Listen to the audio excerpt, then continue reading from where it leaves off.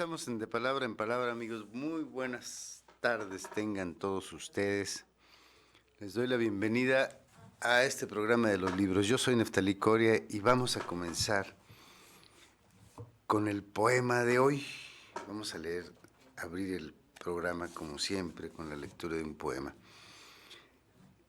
Es un poema de Kakinomoto Itomaro, un importante poeta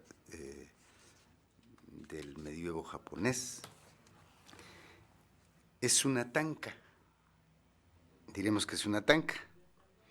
Es una forma de poema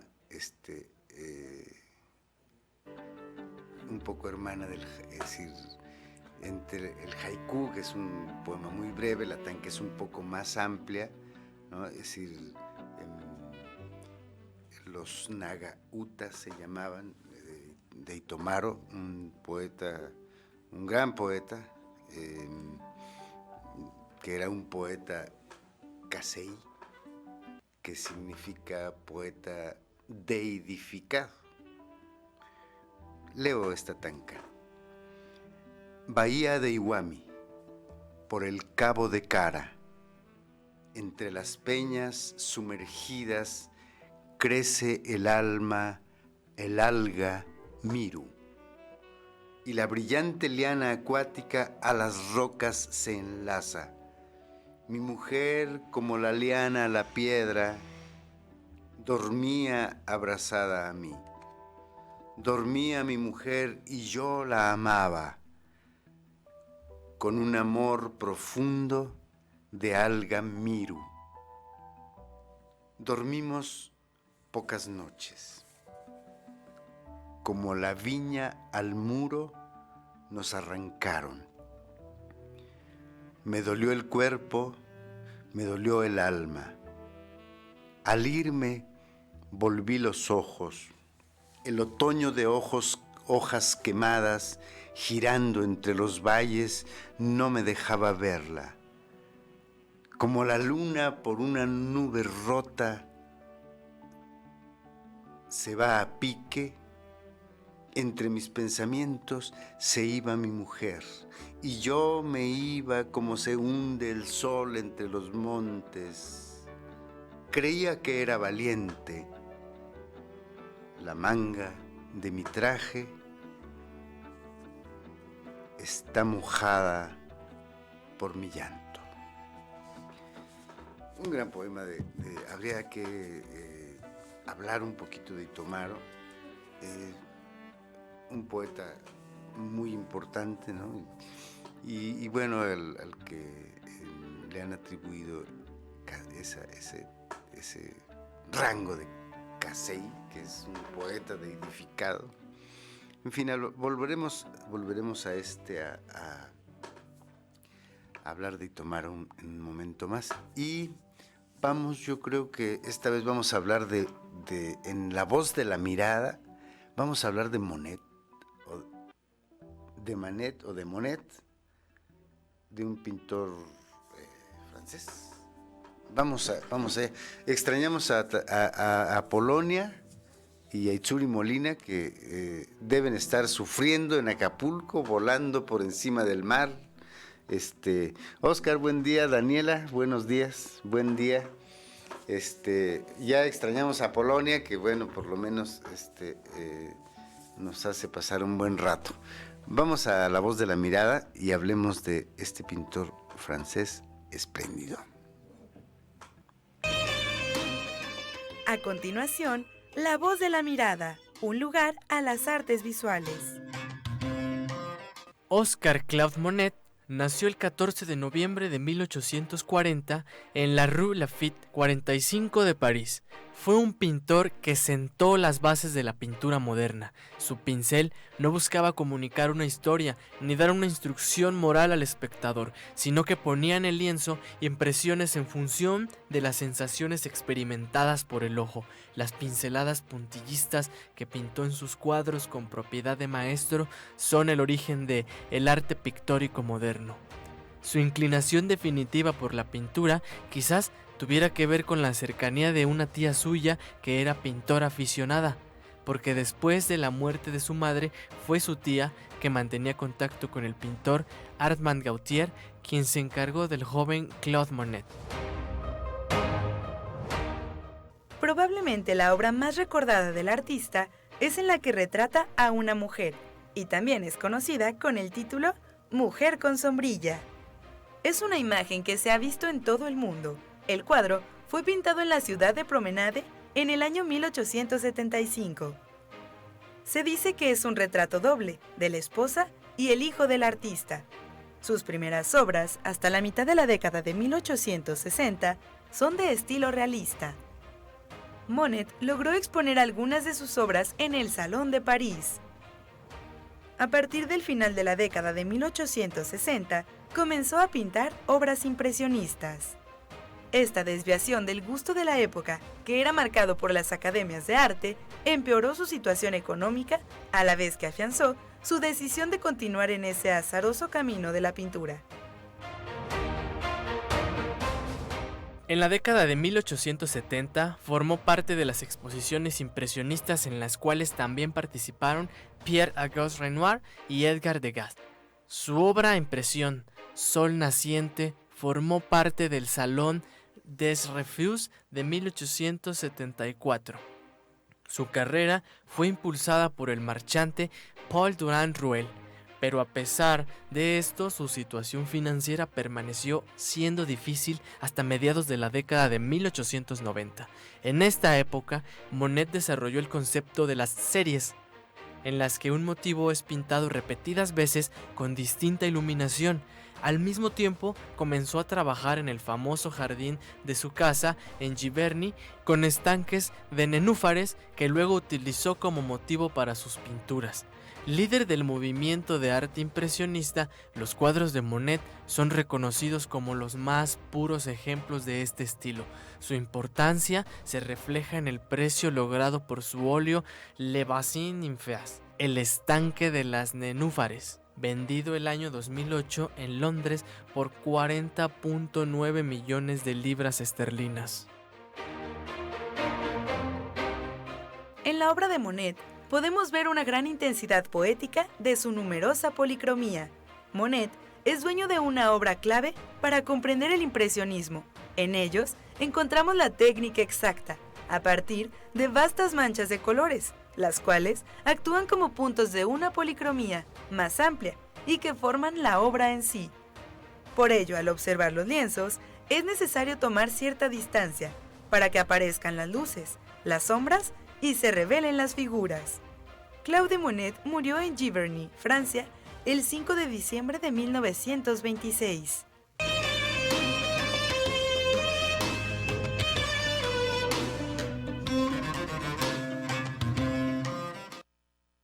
Estamos de regreso. Estoy viendo como bueno, decíamos que hablamos de Itomaro, ¿no? Itomaro, que es un poeta japonés. Y sí fue Claude Monet, Oscar Claude Monet. Sí fue el pintor del que hablamos. Bueno, y que es tu tocayo, Oscar, por cierto. Y bueno, hablábamos de Itomaro y de la poesía japonesa, que a mí me gusta mucho. Hay un haiku de Sumori Kunimoto que dice: la carta escrita con apenas tinta, mírala allá, en el cielo brumoso, ya las ocas regresan. Es decir, el haiku, que es una forma maravillosa de escritura que realmente solo el japonés, solo en japonés funciona completamente. Es decir, nosotros podemos ver una interpretación, las versiones que nos entregó Octavio Paz, por ejemplo, las versiones que hizo también, ahorita recuerdo quién tradujo más poesía japonesa, que por cierto acaba de morir hace un año más o menos, una pena. Es una forma que completa podría leerse en japonés, por ejemplo. Es decir, Escuchemos este haiku, por ejemplo, que debe ser de Basho, Matsuo Basho, de Matsuo Basho, que es de los más conocidos, que además hay un libro espléndido de Basho, que a mí me gusta mucho. Este haiku que dice: a caballo en el campo y de pronto detente el ruiseñor. Qué maravilla eso. Hay otro, voy a encontrarlo y para no decirlo mal, porque lo recuerdo. Qué irrisión, bajo el yelmo del héroe, un grillo canta. Fíjense qué interesante, qué importante debe ser. Qué irrisión, bajo el yelmo del héroe, un grillo canta. Debía ser un samurái. Había un yelmo que se quitó para beber agua o muerto y un grillo cantaba ahí. Qué irrisión, qué ironía. Vamos a un corte. Dani, Oscar, muy bien. Regresamos y yo me sigo tomando mi cafecito que me invita Luna Mía Café.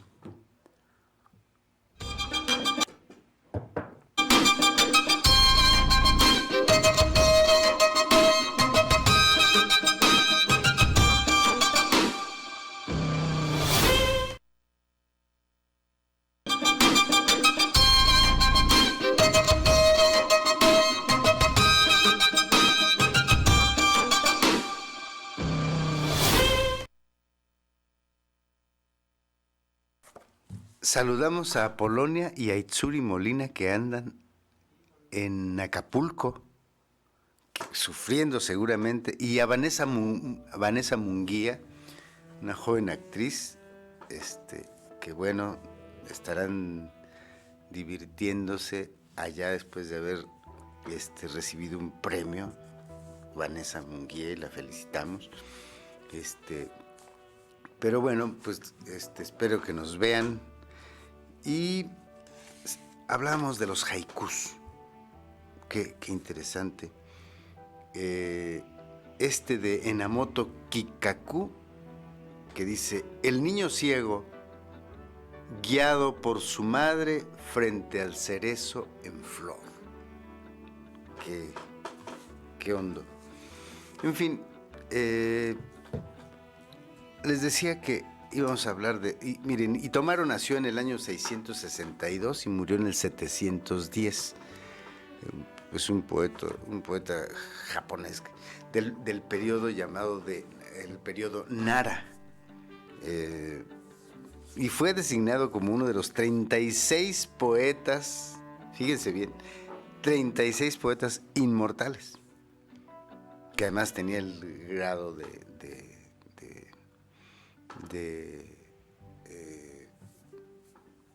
una manera deidificado. Hay poemas en el mar de Iwami, arropado de hiedra, es uno de sus poemas más famosos en Japón, ¿no?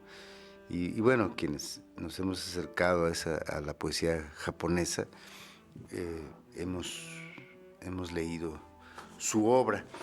Bien, Itomaru me parece que es, bueno, los más conocidos junto con Matsuo Basho, por ejemplo. Fíjense que dice aquí que su vida, a pesar de ser muy prominente y un poeta muy importante, los detalles sobre su vida son inciertos. En fin, todos los datos biográficos provienen de Manjoshu, un libro. Su poema Waka, más temprano, se ubica en el año 680, bajo el reinado del emperador Tenji. Sirvió a la emperatriz Hito y su sucesor, el emperador Momu.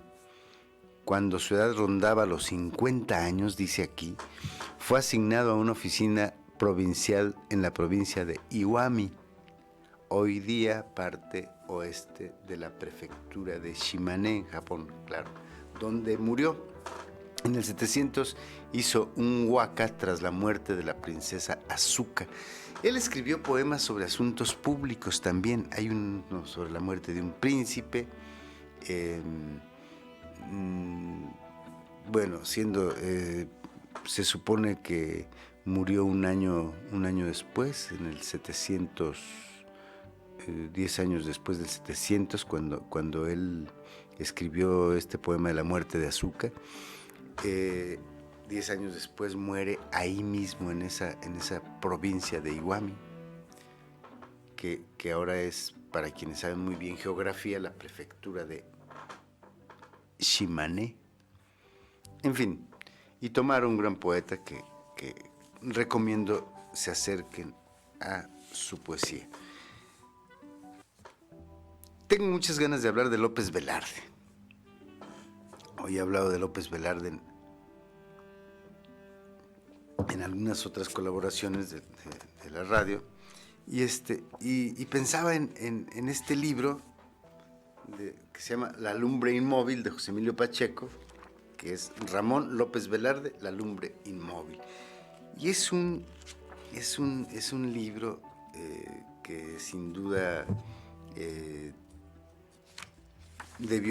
proviene seguramente de sus inventarios, pero es muy bonito, muy bonito la edición también que se hizo es la biblioteca de Ramón López Velarde, editado déjenme les digo, por el gobierno del estado de Zacatecas, de 98 a 2004, y el Instituto Zacatecano de Cultura Ramón López Velarde, publicado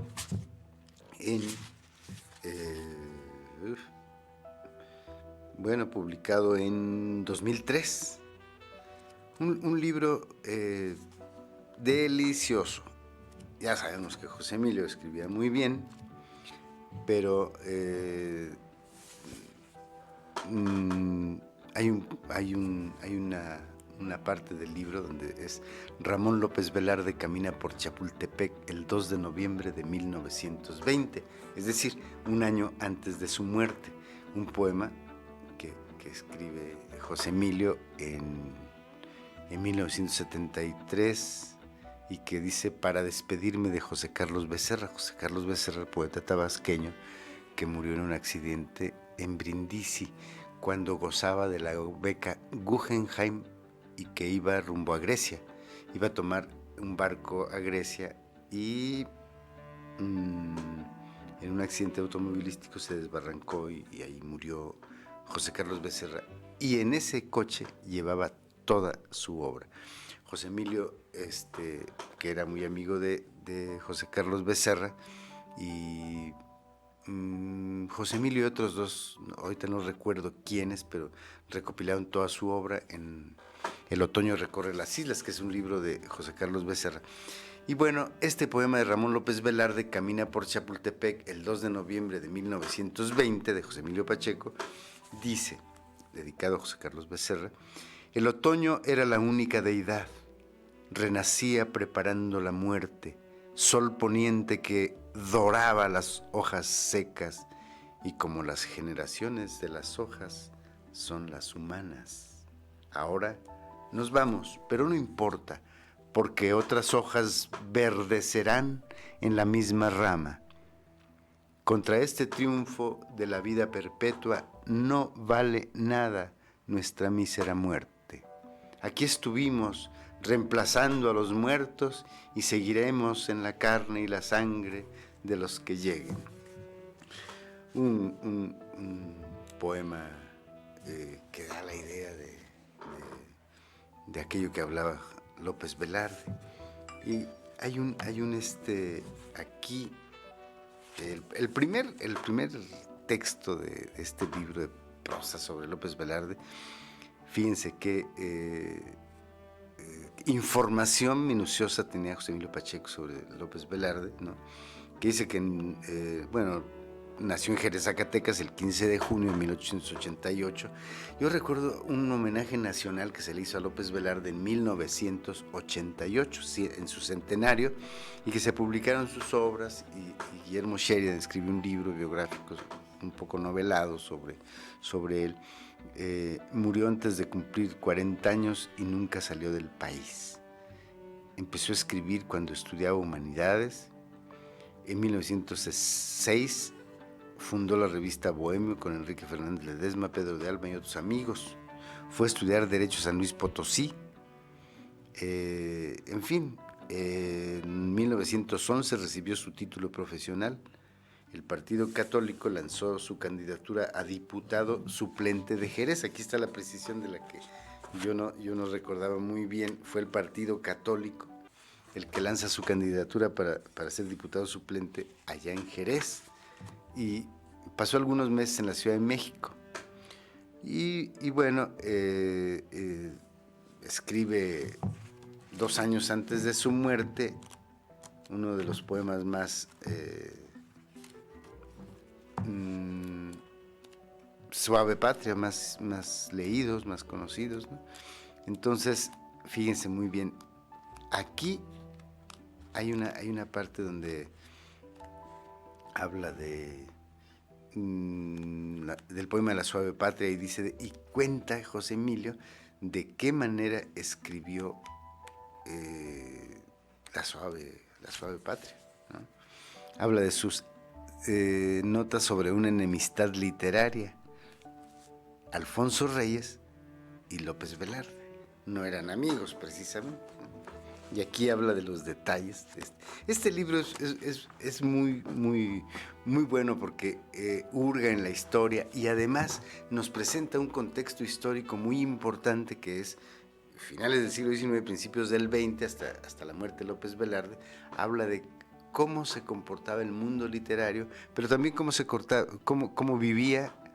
vivían también los sentimientos del pueblo. Creo que eso es importante en la poesía de López Velarde, porque López Velarde inherentemente pertenece a su tiempo, como todos los grandes poetas y como todos los poetas, pero habla de un momento histórico muy importante en la transformación de este país. Él conoció a Francisco I. Madero, no estaba de acuerdo con las ideas, obviamente, de Álvaro Obregón, ¿no? Y además tuvo tentaciones políticas a las que no cedió. Eso, como todo hombre inteligente que escribe poesía o que que crea arte, no cae del todo en las tentaciones políticas, porque la política ocupa más tiempo y más negruras. Vamos a ir un corte, Dani.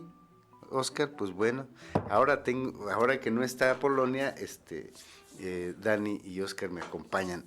Vamos a un corte y regresamos mientras yo sigo tomando café de Luna Mía Café ahí en Alonso de Cázares, número 58-B, Colonia 5 de Mayo, media cuadra de Tatabasco y una cuadra de Bucareli, 2 cuadras de la gasolinera Poza Rica. Regresamos.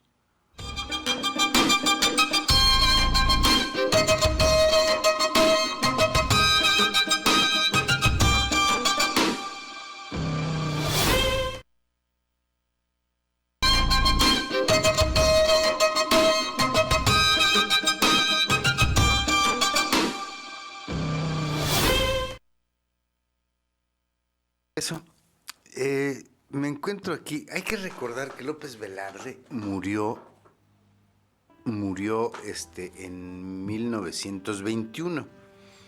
Murió en una casa en la colonia Roma, en el número 73 de la calle Álvaro Obregón.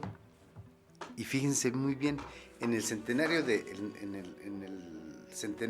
López Velarde, que fue en 88, José Emilio, obviamente, en la revista Proceso, el 13 de junio de 1988, le escribe a José Luis Martínez, que era coordinador general de la Comisión de la Conmemoración del Centenario del Natalicio de Ramón López Velarde, y le dice: querido José Luis, hoy jueves 9 de junio la casa de López Velarde en Álvaro Obregón 73 sigue en ruinas. El minucioso programa de actividades que aparece en Tiempo Libre, que es una revista, no dice una palabra acerca de su restauración. En las primeras informaciones en torno a los actos del centenario se hablaba de rescatar el edificio en que López Velarde vivió de 1914 hasta su muerte en 1921 y escribió la parte más importante de su obra. A partir del 1969, durante casi 20 años, he insistido en preservar el edificio de Obregón número 73, dice Pacheco. Entre el gran número de textos publicados de diarios y suplementos, permíteme citar uno que apareció como editorial anónimo en La Cultura de México. En fin, él insiste y la casa se restaura después. No sé si a partir de esto, pero la casa ahora es un centro cultural, que es la Casa del Poeta, que está ahí en Álvaro Obregón 73, muy cerca de donde a mí me gusta llegar a la Ciudad de México. Siempre visito la Colonia Roma, la avenida Álvaro Obregón, que me gusta mucho porque tiene un lugar central para caminar. Entonces es muy bonito, y además, bueno, los cafecitos, los bares, la Colonia Roma es para mí un sitio muy querido. Vamos a ver ahora, hablando de hay una película que a mí me gusta mucho, que se llama Tiempo de Morir.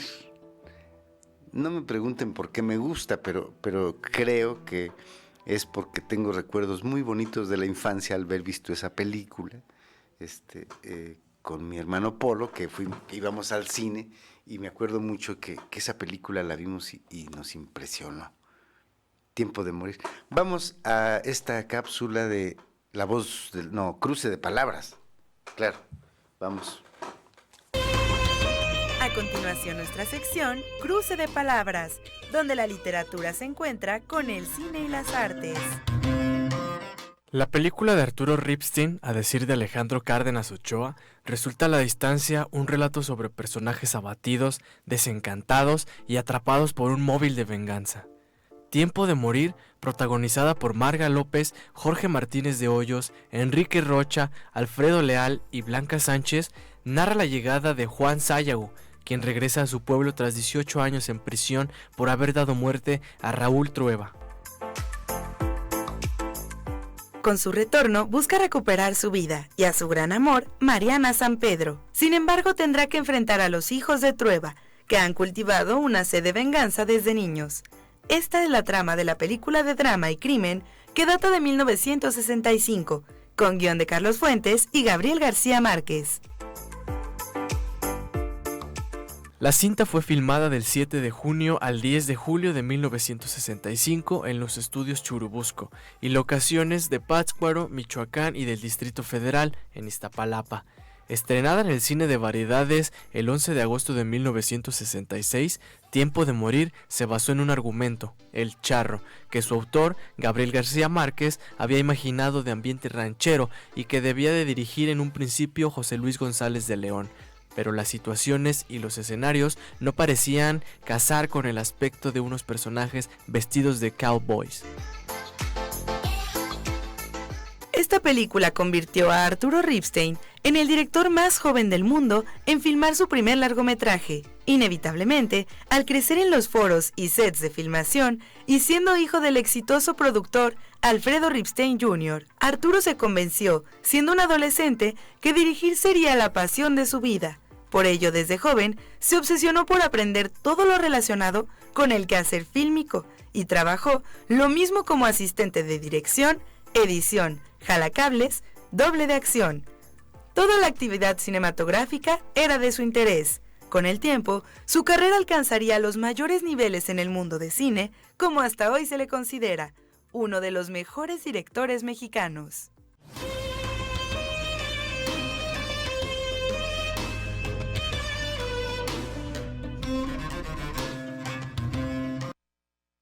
Ya estamos de regreso. Fíjense nada más, esta película que además decía yo que recuerdo haber visto en mi niñez allá en mi pueblo. Fuimos, no sé por qué tengo la sensación de una tristeza tremenda, pero me cautivó esa película y la recordamos mucho, y ya hace tiempo con mi hermano Polo, que somos muy amigos. Es decir, uno puede ser muy amigo de sus hermanos, o puede ser muy buen enemigo de los hermanos, o pelearse, en fin. Pero fíjense que recordábamos alguna vez esta película que no sé por qué en ese entonces me conmovió. Y yo, ¿dónde iba a saber que el guión era nada menos que de Carlos Fuentes y de García Márquez. Qué curioso que me haya cautivado tanto que es una buena película, porque la vi después, la vi ya cuando yo sabía que era de García Márquez y además dirigida nada menos que por Arturo Ripstein. ¡Qué barbaridad! Entonces, confié en mi sensibilidad cinematográfica para seguir viendo cine. Muy bien, yo creo que vamos a ir, yo extraño tanto a Polonia que vamos a ir un sketch, yo creo. Ahí hablamos de un chapulín, me parece. Vamos con Apolonia, la gallina soltera y sabia. Nuestra sección de diccionario con Apolonia, la gallina soltera y sabia. La vida es bella cuando andamos solos. La vida es bella cuando... Hola, Apolonia. Hola. ¿No viste un chapulín que andaba por aquí? No, Neftalí, no he visto tal bicho, porque si lo hubiera visto... Si lo hubieras visto, ¿qué, Apolonia? Pues si lo hubiera visto, pues lo hubiera visto. Si lo hubieras visto, ¿qué? Apolonia. ¿Qué? ¿Te lo hubieras comido? No. Apolonia, sí. Si lo hubieras visto, te lo hubieras comido. Ay, mira. ¿Y después? No, claro que no. Mejor te digo algo sobre el chapulín, ¿te parece? Bueno, me parece bien. Aunque yo creo que... Los antiguos decían chapolín en singular o chapoltín o chachapoltín en plural. La palabra chapulín deriva del náhuatl chapolín, el cual se compone de chapa, que significa rebotar, y la partícula oki, es decir, hule. La traducción, literal es insecto que brinca como pelota de hule. Y es muy sabroso. ¿Qué dices, Apolonia? Nada, querido. Que también existe la voz náhuatl acachapolín, que deriva de acame, que significa cañas, y chapolín, langosta. Es decir, chapulín de las cañas, Acridium peregrinum, un tipo de langosta o saltamontes de gran talla, tipo de gran saltamontes cuyo ruidoso vuelo y zumbido se compara con el de una flecha. Pues sí que es interesante saber algo sobre el chapulín. Hay muchas maneras de langostas en esta tierra. Una de ellas la llaman acachapolín, que también quiere decir langosta, como saeta. Dicen así porque van recias cuando vuelan y rugen como una saeta. Las suelen comer. ¿Las suelen comer? Un dicho usado en ciertas regiones de México. Dice, no te agarro chapulín porque eres muy bailador. Se pronuncia en sentido festivo al niño que no cesa de moverse cuando le están cortando el pelo. Algunos autores dicen que chapulín viene del verbo náhuatl poloa, que significa perder, destruir, devastar, por la manera en que los insectos gregarios arrasan con los cultivos, como en la palabra náhuatl polocote, que se refiere al rastrojo de girasol seco, ya que el rastrojo es esencialmente un montón de plantas secas cuya vida ha sido destruida o se ha perdido por el proceso natural de envejecimiento y muerte. ¿Qué pasa, Neftalí? Nada, ¿por qué? Me pareció que viste algo. ¿Acaso fue el chapulín que buscas? Bueno, la verdad es que me pareció verlo, pero no. No te preocupes, mi amor, todo será muy rápido. Allá va, Apolonia. Allá va.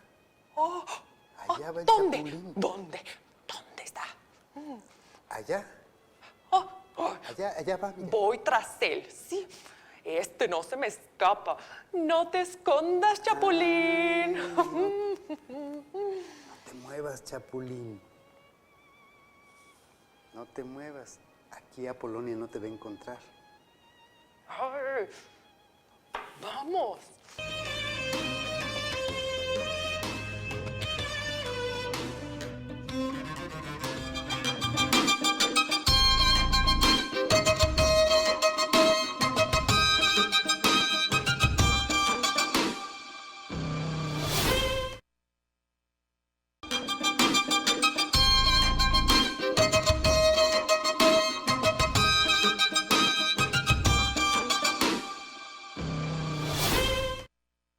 Ya estamos de regreso. Para no extrañar a Polonia, pues ya tuvimos un sketch. Y fíjense que yo estaba viendo que hay muchos libros de los que hay que hablar. Libros de los que estoy leyendo, libros de que ya he leído, libros que me han gustado. Prometo hablar de algún libro que me haya disgustado, de un libro que me haya parecido muy malo. Vamos a pensar cuál aguanté toda su lectura, digamos, ¿no? Que no me haya gustado. Ahora, que no me haya gustado o me haya gustado no quiere decir que sea el gran libro. Digo, yo no soy un termómetro literario especialista en lapidaciones de la calidad de la literatura. Pero bueno, ahora hablaré de un libro que me gustó mucho. El bigote, de Emmanuel Carrère. Este escritor francés que es un escritor. Cuando vino a la Feria del Libro fui a ver su conferencia, la participación de Emmanuel Carrère por el éxito del bigote. Carrère se impuso internacionalmente como un escritor. Él era periodista y luego El adversario es otra de sus novelas, ¿no? Pero El bigote es, fíjense lo que sucede en esta novela. Un hombre se afeita el bigote que lleva años luciendo. Lo hace en secreto para darle una sorpresa a su mujer. Pero cuando aparece ante ella con su nueva imagen, la esposa no reacciona. No parece ver en esa cara con la que lleva años conviviendo cambio alguno. No parece percatarse de que su marido se ha afeitado. Es más, cuando éste le muestra su perplejidad ante la falta de reacción, ella le asegura que él nunca ha llevado bigote. Un gesto en principio sin mucha trascendencia. Afeitarse el bigote se convierte en el punto de partida de una pesadilla kafkiana para el protagonista de esta novela. Es víctima de un juego, de una broma, de su entorno más próximo. Se ha vuelto loco realmente y nunca ha llevado bigote. El mundo se ha confabulado contra él para ponerlo a prueba. Afeitarse el bigote puede lanzarlo a uno a un abismo. Es una novela, a mí me impresionó. Me impresionó primero porque uno puede ver las relaciones humanas cómo son a veces, digamos, no nos preocupan los demás. Mentira, no nos preocupan. Y a los demás tampoco les preocupamos. Es decir, esta novela es una muestra de eso, de cómo nadie, absolutamente nadie, empieza a notar que este hombre se quitó el bigote y además a nadie le importaba si llevaba bigote o no. Y entonces es una novela verdaderamente demencial. Cómo transforma, ¿no? Con un humor negro inquietante, ¿no? Cómo lleva al personaje al abismo, al desastre humano, casi a la, digamos, a la locura. no sé, me gustaría platicar con algún psicoanalista, con un estudioso de psicoanálisis, y sobre esta novela, ¿no? Que es impresionante cómo el personaje se vuelve casi loco, ¿no? Porque nadie nota sus cambios. En fin, esta novela nos habla de cosas muy, muy profundas que muchas veces no tomamos en cuenta. Es decir, de quiénes somos, cuál es nuestra identidad ante el otro. Y si verdaderamente le importa. Y además, ¿qué caso tiene que uno le importe a otra persona? ¿O qué importancia tiene que uno sea importante para otras personas? Son las preguntas que yo puedo hacerme después de haber leído esta novela y hoy recordarla. Y les aviso que hay película. Hay una película de la cual hizo el guión el propio Emanuel Carrer, el autor, que además él también es director de cine. Y él, me parece que él la dirige. Claro que él la dirige. No estoy seguro, pero creo que él dirige la película, que es muy buena y yo no la he querido ver todavía o no he tenido oportunidad de verla, pero me parece que debe ser una buena película porque la historia es demencial. Eso me gusta mucho en las historias, que de pronto hablen de una cosa sencilla, poco notable en la vida ordinaria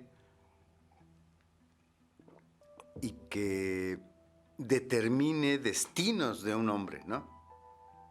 Es como el bigote le determina el destino, pierde todo, se va, etcétera, ¿no? Es decir, como una cosa y que además era la apariencia. También hace preguntas sobre la apariencia. ¿Quiénes somos ante los demás? Verdaderamente, ¿quiénes somos ante los demás? ¿Y quién son los demás ante uno? Y si sí nos importan, ¿no? Hay preguntas muy importantes de esta sociedad contemporánea, ¿no? Es decir, también pensaba hace días que leía a Bauman, a Sigmund Bauman, el pensador del pensamiento líquido, ¿no? Que ha escrito libros sobre esa idea líquida del pensamiento, y leía una cosa sobre el trabajo, y pensaba en este tiempo de cómo Bauman también habló del Facebook y hace una reflexión sobre el trabajo, que dice que los hombres más elogiados de nuestro tiempo son los que trabajan día y noche, los 7 días de la semana, las 24 horas del día. Dice, esos son los más elogiados, y esos son el modelo del éxito en la sociedad. Es decir, y yo me pregunto, ¿dónde están? Trabajando, ¿no? Todo el tiempo pensando en un trabajo. ¿Para quién? ¿No? En fin, son preguntas interesantes que surgen de estas reflexiones y de esta novela. Es decir, no sé si la vuelvo a leer porque me quedó muy clara, a mí me gustó mucho y yo la viví. Hay escenas donde verdaderamente el personaje nos desespera.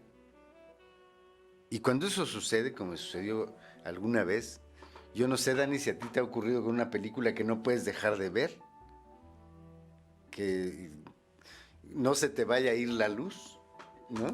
Entonces, a mí me pasó con esta novela, como me pasó con una novela de Orhan Pamuk, el escritor turco que me gusta tanto a mí, y que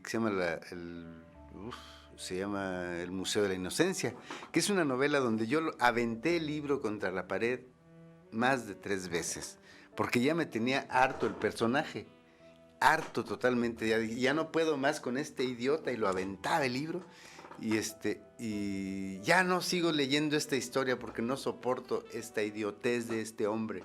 Y entonces volví a la casa y veía el libro ahí y decía, no, sí tengo que saber. Eso me pasó con El bigote, que me desesperó mucho y lo leí casi de un tirón. En fin, novelas bien escritas, ¿no? Historias muy bien tramadas, muy bien tejidas. Eso se agradece. Fíjense que estoy por leer, que he leído salteado esto, que no merece, pero estoy leyendo este libro que se llama...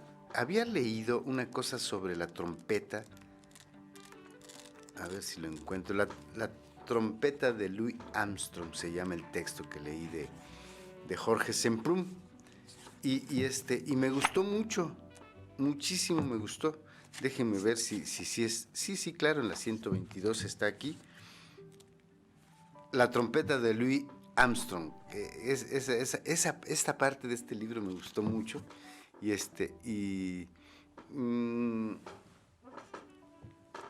Hay una historia de Jorge Semprún que dice en la contraportada, dice, en un domingo de abril de 1945, Semprún, a los 22 años, fue liberado del campo de concentración de Buchenwald por el tercer ejército del general Patton.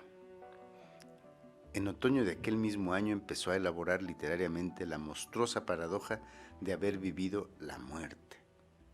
Pero fue imposible, entiéndase, dice él en su discurso con motivo del Premio de la Paz que recibió en 1994.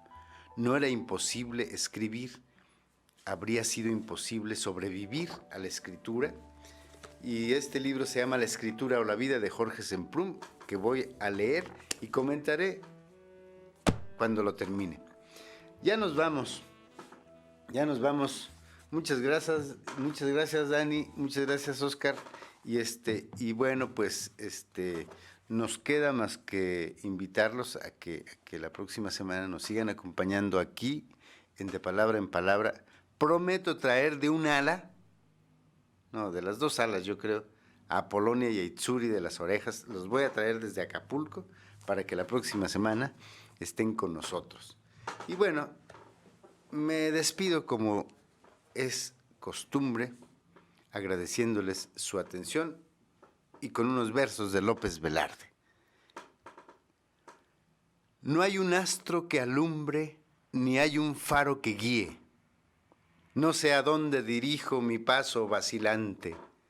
Solo escucho el sarcasmo del arroyo que ríe y el graznido siniestro de algún pájaro errante. Recuerden, amigos, si no hay un astro que alumbre nuestro camino en esta vida, inventémoslo. Yo soy Neftalí Coria. Hasta la próxima.